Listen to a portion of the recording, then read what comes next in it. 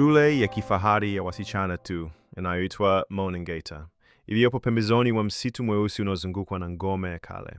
Shule hii ina historia ya matukio ya ajabu, lakini wanafunzi wake huambiwa ni hadithi tu. Isabella ni msichana mpole, mwenye tabia ya upweke. Anapokea barua ya ajabu ya kujiunga na shule ya Moningata, shule ambayo familia yake haikuwahi kuitaja. Mama yake anashtuka, lakini anamruhusu. Usiku wa kwanza shuleni, Isabella anaota ndoto ya msitu unaoitikia jina lake. Ndani ya ndoto, bibi yake aliyefariki zamani anamwambia, damu yako ni ya wachawi wa nuru, lakini dunia inayokuja haitajua tofauti. Katika maktaba ya shule, Isabella anavuta kitabu kimoja kilichojaa vumbi. Kinafunguka chenyewe. Ndani kuna maandishi yanayobadilika kulingana na hisia zake. Anaanza kusoma, lakini macho yake yanaanza kung'aa bila kujua.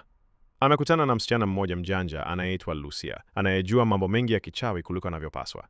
Lucia anamkaribia sana Isabella, lakini kila kitu kinaonekana kama mchezo wa hatari. Isabella anakasirishwa na mwanafunzi mwenzake. Bila kukusudia, anafanya sakafu ivunjike chini ya miguu ya msichana huyo. Hakuna aliyejeruhiwa, lakini kila mmoja anauliza, ni nani aliyefanya hivi? Bibi yake anamjia tena usiku. Anamwambia, uchawi wako hautalindwa na shule. Utajifunza kwa maumivu.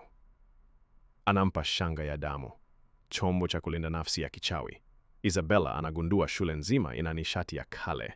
Walimu wengine si wanadamu wa kawaida. Kuna vyumba ambavyo huwezi kuviona hadi moyo wako umefunguliwa. Isabella anajikuta anavutwa kwenye mduara wa wachawi watatu vijana. Mmoja anataka kumtumia, mwingine anamtetea, na wa mwisho anamtazama tu, kama vile anamfahamu tangu zamani. Siku moja, wakati wa dhoruba, moto unaokea mikononi mwake bila kuguswa na kitu chochote. Anatambua, sasa kila kitu kitaanza kubadilika. Isabella anatakiwa kuchagua, kujiunga na watetezi wa uchawi wa nuru au kurithi kiti cha familia ya giza la kale lililojificha chini ya Moningata. Isabella hajui kama damu yake inavutia pepo wa kale, wachawi waliopotea na nguvu ambazo hazijawahi kufunguliwa kwa miaka 400. Isabella alipokuwa akifuatilia kelele za ajabu chini ya shule, alifika kwenye ukuta wenye alama za kale. Bila kugusa, mlango wa mawe ulijifungua taratibu, ukitoa mwanga mkali uliofunika uso wake wote. Ndani kulikuwa na sanamu, maandishi ya kale na bango la ukoo. Ndani ya ukumbi huo, ukuta uliangaza. Jina lake Isabella Wanda lilionekana likiwa juu ya mti wa ukoo. Bibi yake, Mama Malkia wa uchawi wa kale, alikuwa juu kabisa. Miale ya moto ilimwonyesha bibi huyo ambaye alizungumza kimya kimya, damu yako ni milango. Ukifungua vyote, utaunda ama kuharibu dunia. Usiku huo akiwa amelala, kivuli kilinyemelea chumba chake. Kiliingia ndani ya mwili wake kama moshi. Alishtuka, lakini akaona mikono yake inatoa miale ya giza. Hakuwa tena wa kawaida. Kesho yake, darasani, aliweza kutatua fumbo la kichawi lililoshindikana kwa miaka. Walimu walinyamaza. Wanafunzi walimtazama kwa hofu. Kitu kilikuwa kinabadilika ndani ya Isabella. Akili yake haikuwa ya kawaida tena. Aliota moto ukiteketeza Moningata. Alikuwa amesimama katikati ya uharibifu, lakini kilichoogopesha zaidi ni kwamba yeye mwenyewe alikuwa akicheka. Alipoamka, moyo wake uliuma kwa hofu. Je, mimi ndiye mwenye kuangaza? Kundi la wachawi wakongwe walimuita kwenye ukumbi wa mwanga. Walimwambia kwa heshima, wewe ndiye mrithi wa mlingoti wa ulinzi. Walimvika taji ya kioo. Sasa alikuwa kiongozi wa wachawi wachanga, lakini bila utulivu moyoni. Lucia, rafiki yake wa karibu, alikuwa akizungumza na kiumbe cha kivuli msituni. Isabella aliona kwa mbali. Mioyo yao miwili ilikuwa karibu, lakini sasa Lucia alikuwa upande wa giza. Alihitaji nafasi ya Isabella. Siku moja, kitabu chake kilianza kuzungumza. Meza iliruka.